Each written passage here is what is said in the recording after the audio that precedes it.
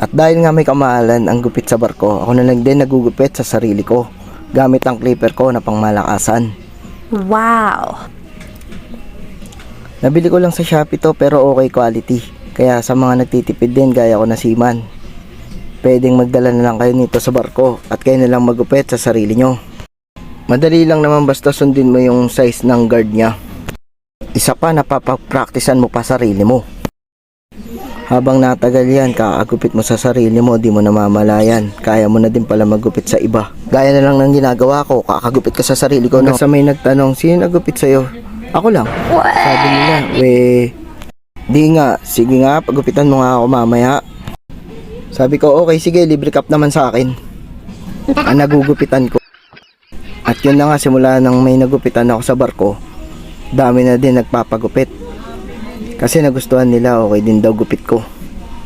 Kaya